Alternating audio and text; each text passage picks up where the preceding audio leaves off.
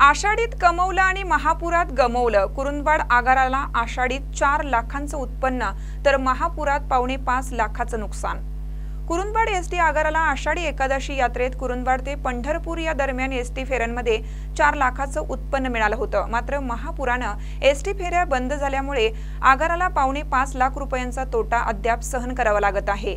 यामुळे आषाढीत कमावलं आणि महापुरात गमावलं अशी अवस्था कुरुंदवाड एसटी आगाराची झाली आहे।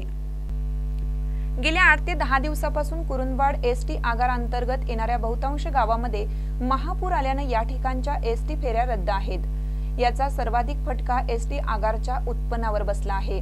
महापुरात कुरुंदवाड एसटी आगारच्या 811 बस फेऱ्या सोमवारी 29 जुलै अखेर रद्द झाल्या आहेत। यामध्ये कुरुंदवाड येथून कवटेसार, शिर्टी, हसूर, अकिवाट, राजापूर, खिद्रापूर, तेरवाड, हेरवाड, अब्दुल्लाट, इचलकरंजी, नवे जुने दानवाड या ठिकाणच्या गावांमधील एसटी फेऱ्या बंद आहेत।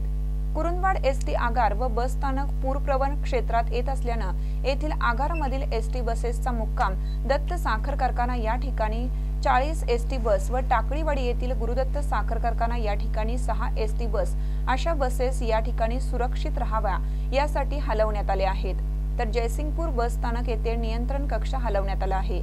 एकंदरीत शिरोळ तालुक्यात अद्याप तरी पूर परिस्थिती जैसे थे असून येणाऱ्या दिवसात आणखीन तोटा कुरुंदवाड एसटी आगाराला बसणार आहे। महानकर न्यूजसाठी इजाज खान पठाण, कुरुंदवाड।